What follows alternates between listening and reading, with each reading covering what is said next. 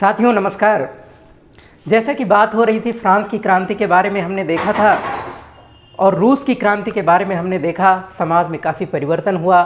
समाजवाद में बेहद परिपूर्ण रूप से कई ग्रुप आए।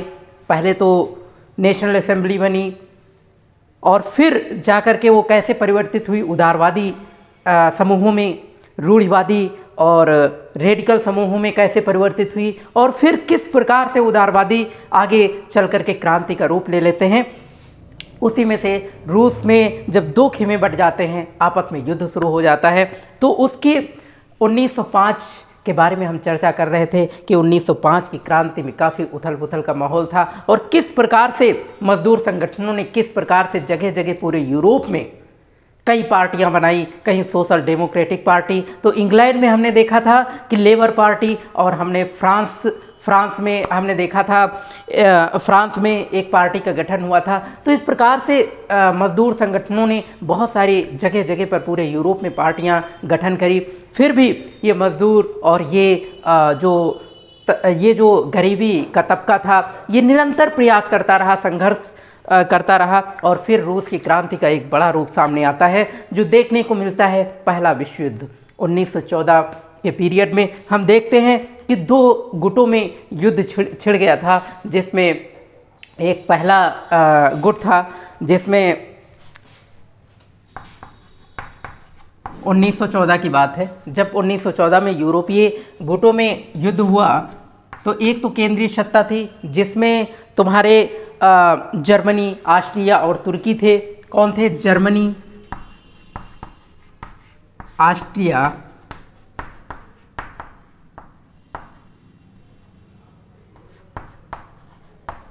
और तुर्की। और फिर हम देखते हैं कि जो दूसरा ग्रुप था ये जर्मनी, ऑस्ट्रेलिया और तुर्की, और दूसरे में देखते हैं फ्रांस, ब्रिटेन,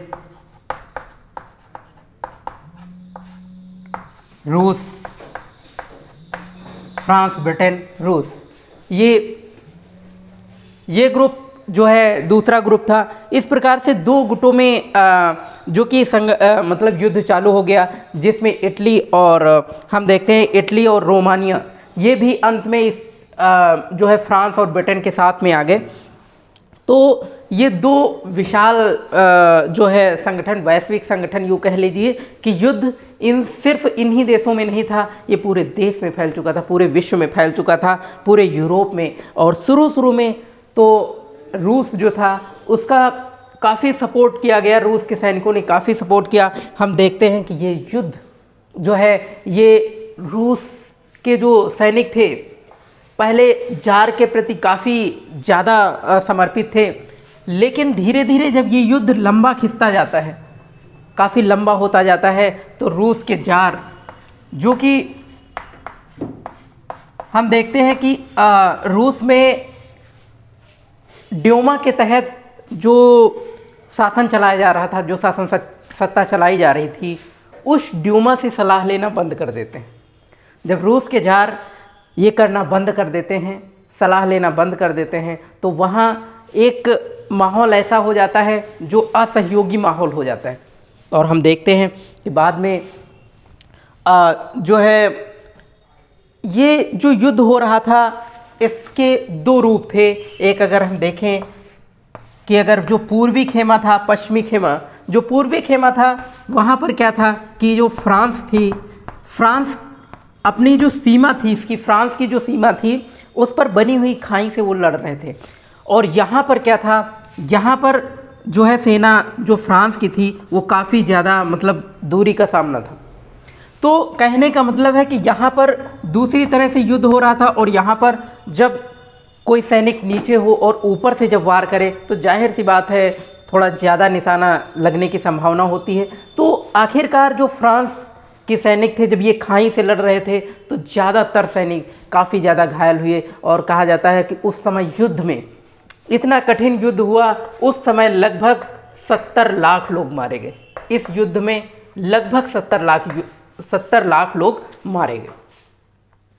और हम देखते हैं कि इसके बाद में जब रूसी सैनिक भारी मात्रा में पराजय होती है किससे? जर्मनी और इन सब से जब रूस काफ़ी ज़्यादा पराजित हो जाता है तो क्या करता है कि रूसी सैनिक जब पीछे की ओर लौटते हैं तो वो रास्ते में जो इमारतें होती हैं, फसलें होती हैं, पूरी तरह से नष्ट कर देते हैं, क्योंकि दूसरी आने वाली जो विपक्षी सेना थी वो कहीं छुप ना सके।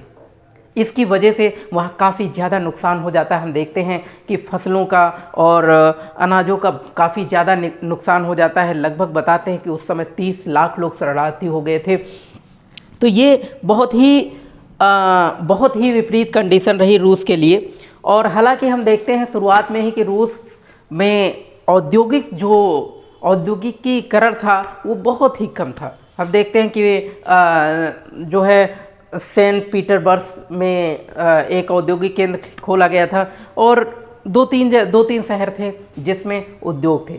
वो भी इस युद्ध के कारण भारी क्षति से गुजरना पड़ता है। और हम देखते हैं कि बाहर से आने वाली जो आपूर्ति होती है, जो रूस को बाहर से आती बाल्टिक सागर से जितने भी सामान इसकी ओर अगर हम मान लें कि बाल्टिक सागर में जितना भी सामान आता है रूस की तरफ, उस पर पूरी पाबंदी लग जाती है और जर्मनी इस पर कब्जा कर लेता है। तो जाहिर सी बात है जब जर्मनी का यहाँ भी कब्जा हो गया, यहाँ पर आपूर्तियाँ कम हो गई और यहाँ के फसलें बर्बाद हो गई, अनाज उत्पादन कम हो गया, जिसके कारण यहाँ पर बहुत भीषण नुकसान हुआ। और हम देखते हैं कि आगे चल कर के जो है 1916 के दशक में रेलवे लाइनें टूटने लगती हैं और अच्छी सेहत वाले जो मर्द होते हैं उनको युद्ध में झोंक दिया जाता है। और फिर इस प्रकार से छोटी छोटी जो दुकानें थीं वो भी पूरी तरह नष्ट हो जाती हैं। ज़्यादातर अनाज जो होता है वो सैनिकों के पेट भरने के लिए भेजा जाता है। और 1916 के दशक में हम देखते हैं कि सर्दियों में रोटी की दुकानों पर अक्सर दंगे होते रहते हैं। इस प्रकार से ये व्यवस्था थी। तब जाकर के जब ये इस प्रकार से रूस में ये माहौल था तो वहाँ पर एक क्रांति होती है फरवरी में, पेट्रोग्राद में क्रांति। आज उसके बारे में चर्चा करेंगे। साथियों, पेट्रोग्राद क्रांति क्या है इसके बारे में चर्चा करेंगे। होता क्या है कि सन 1917 के पीरियड में सर्दियों में राजधानी पेट्रोग्राद हम जानते हैं कि सेंट पीटर्सबर्ग का नाम जो है एक अगर हम देखें तो असल में होता क्या है कि जो जर्मनी होती है तो रूस में जो जार होते हैं, जार की वाइफ होती हैं जरीना अलेक्जेंद्रा। कौन होती हैं? अलेक्जेंद्रा। ये जो है जर्मनी मूल की होती हैं। किसकी होती हैं? जर्मनी मूल की। तो होता क्या है कि जर्मनी मूल की है तो जाहिर सी बात है इनके जो सहयोगी होते हैं, इनके जो जिनसे ये सलाह लेते हैं वो भी घटिया किस्म के होते हैं। एक तरीके से वो भी जहाँ तक कि जर्मनी का पक्ष लेने वाले होते हैं। इसलिए धीरे धीरे रूस के प्रति जो भावना होती है रसिया लोगों की, वो जार के प्रति काफ़ी ज़्यादा निरंकुश भावना हो जाती है और उस प्रकार से माहौल बनता है क्रांति का, है ना। तो ये क्रांति क्यों होती है, आगे चलते हैं। हम देखते हैं कि मज़दूरों का असल में जो वहाँ पर पेट्रोग्राद है वो इस प्रकार से संगठित किया गया था कि अगर हम पेट्रोग्राद का थोड़ा सा नक्शा देखें, मैप, तो हम देखेंगे कि इधर जो है एक ये नोवा नदी है। कौन सी? नोवा नदी है। ये है नोवा नदी। ये है नोवा नदी और नोवा नदी के दो भाग, दाएं और बाएं। तो जो दायां भाग होता है वहाँ पर अक्सर ड्यूमा के द्वारा शासन गठित होता है। तो नोवा नदी, जैसे कि नीचे लिख दे रहे हैं, आप लोगों को दिखाई नहीं दे रहा होगा शायद, नोवा नदी। तो होता क्या है कि एक दायां और बायां भाग, जो दायां भाग होता है वहाँ पर मजदूर वर्ग का तबका रहता है। मजदूर वर्ग का उसी तरीके से छोटी मोटी दुकानें और काफ़ी गंदी नालियाँ और साफ़ सफाई नहीं, बहुत ज़्यादा भीड़ भाड़ वाला इलाका, बहुत ही मतलब ऐसी जो इलाका होता है वो ये होता है दायां भाग, और जो बायां भाग होता है वो इस प्रकार से। ये पेट्रोग्राद के बारे में हम बता रहे हैं, पेट्रोग्राद जो राजधानी है वहाँ की बात है। और दूसरी तरफ जहाँ ड्यूमा की बैठक होती है, ड्यूमा की बैठक होती है, यहाँ राजशाही महल होते हैं और राजशाही इमारतें होती हैं। तो यहाँ का काफ़ी ज़्यादा अनुशासित माहौल होता है, काफ़ी मतलब सुंदर लगने वाला। और ये जो माहौल होता है, मजदूर वर्ग यहाँ पर होते हैं। तो असल में होता ये है, ड्यूमा आप लोग जानते होंगे, ये वो ड्यूमा है जो कि जॉर्ज ने ड्यूमा का गठन किया था, जिसमें हमने बताया था कि बाद में ड्यूमा में रूढ़वादी लोगों को भर लिया गया था। तो होता असल में ये है कि 22 फरवरी में दाएं तट पर 22 फरवरी की बात हो रही है। 22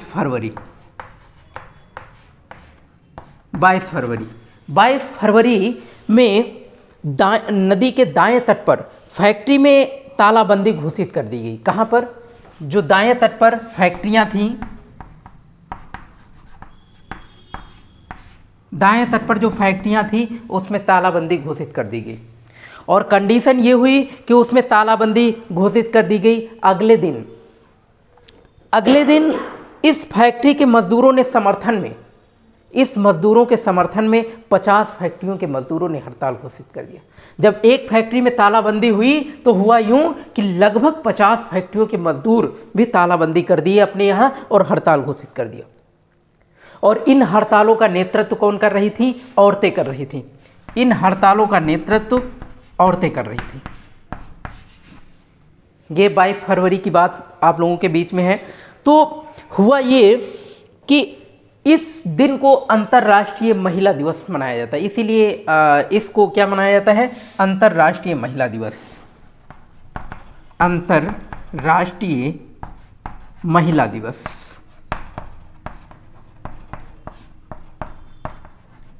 तो इसीलिए पूरे विश्व में 22 फरवरी को अंतर्राष्ट्रीय महिला दिवस मनाया जाता है, क्योंकि ये 22 फरवरी के दिन फैक्ट्रियों में हड़ताल हुई और एक फैक्ट्री में हड़ताल होने की वजह से वहाँ की जो 50 फैक्ट्रियाँ थी उनके मजदूर आकर के इकट्ठा हो गए और उन्होंने हड़ताल का नेतृत्व कर दिया। जहाँ पर जार को काफ़ी ज़्यादा चिंता हुई, उन्होंने घुड़सवार सैनिक यहाँ पर भेज दिए और यहाँ पर कर्फ्यू का माहौल कर दिया। जब कर्फ्यू का माहौल रहा, लगभग 24-25 फरवरी को प्रदर्शनकारी तितर बितर हो गए, लेकिन 24-25 फरवरी को फिर धीरे धीरे इकट्ठा होने लगे।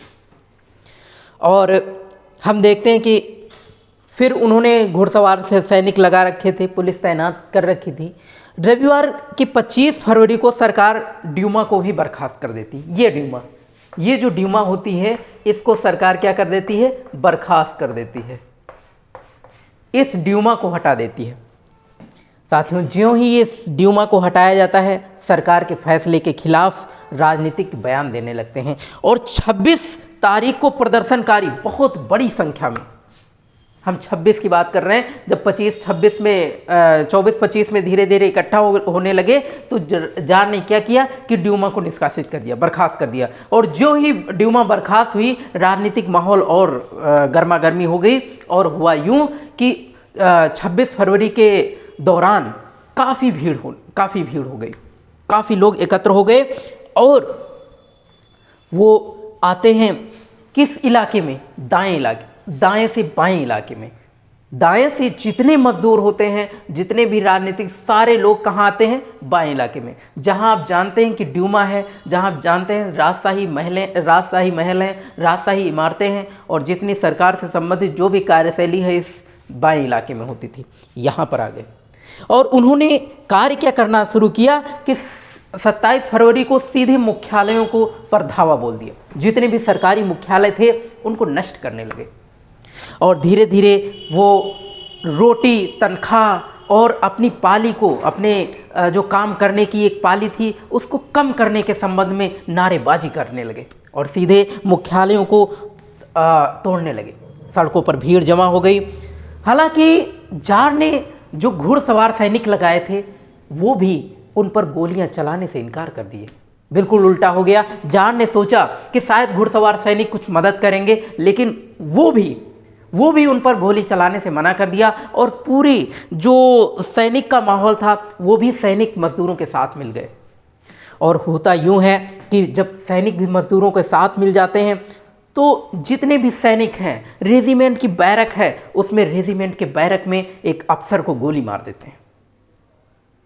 और जब ये माहौल होता है तो धीरे धीरे सारे सैनिक, सारे मजदूर और सारे राजनीतिक इकट्ठा होकर के एक जहाँ पर ड्यूमा की बैठक होती थी, जहाँ पर ड्यूमा की बैठक होती थी, वहाँ जाकर के एकत्र हो जाते हैं।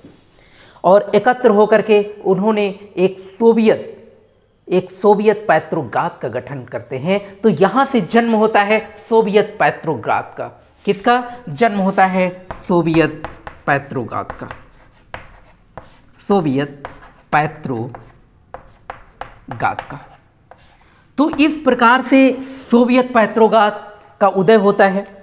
और उस परिषद में जो ड्यूमा की बैठक हुआ करती थी, वहाँ पर ये पेट्रोग्राद, सोवियत पेट्रोग्राद सामने आता है। और अगले दिन प्रतिनिधि मंडल जो इनका था सोवियत पेट्रोग्राद का, वो सीधा जार से मिलने जाता है।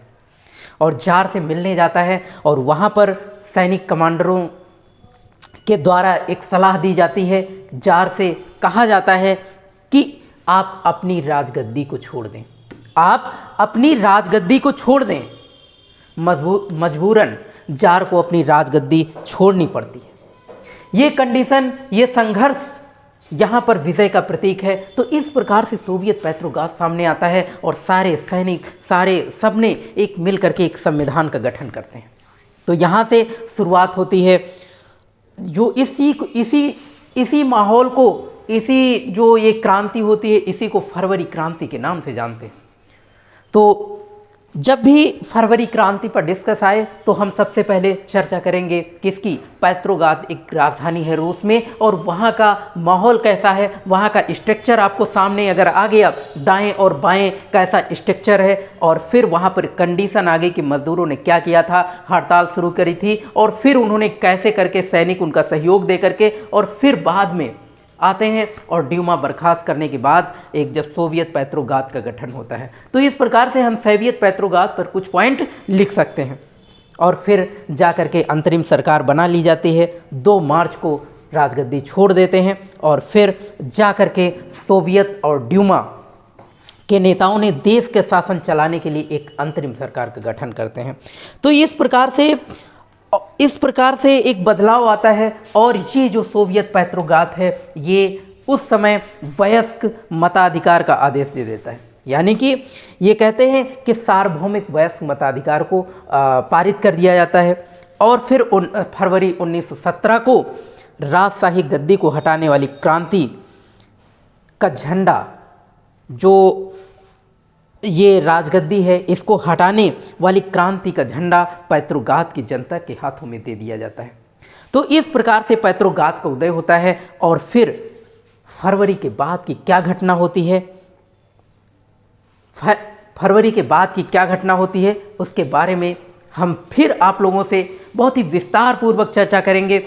ये जो टॉपिक था फरवरी क्रांति, पेट्रोग्राद की क्रांति, और जो पहला विश्व युद्ध, जो कि 2 खेमे कैसे बंटते हैं, जर्मनी, और किस प्रकार से रूस की सेना का वहाँ क्या कंडीशन होती है, मतलब क्या घटित होता है रूस की सेनाओं के साथ में, ये आपने डिस्कस किया। और आपने देखा कि रूस का समाजवाद कैसा था। आपने पहले लेक्चर में जाना था कि अर्थव्यवस्था वहाँ की कैसी थी, रूस की अर्थव्यवस्था कैसी थी, रूस का साम्राज्य कैसा था। तो इन सब का एक निचोड़ जो सारांश है आज के पहले और दूसरे लेक्चर में, ये सारांश एक बार ज़रूर कॉपी में सारांश को लिखने का प्रयास करिए। एक बार हमारे लेक्चर को डीपली सुनिए। और एक आपसे बार बार रिक्वेस्ट है कि आप जब भी हमारे लेक्चर को सुने तो कॉपी कलम साथ में लें और मेन पॉइंट को लिख लें। यही पॉइंट आपको एस्से लिखने के लिए, आपके काफ़ी क्वेश्चन लिखने के लिए काफ़ी लाभफुल होंगे। और मैं उम्मीद करता हूं कि मेरे वीडियो से आपको कुछ सकारात्मक परिणाम जरूर आएंगे। और ये जो एनसीईआरटी का बेसिक सीरीज चल रहा है, ये लगातार चलता रहेगा। यूं ही नई उम्मीदों के साथ में हम फिर मुलाकात करेंगे नए सेशन के साथ में। तब तक के लिए साथियों, जय हिंद, जय भारत।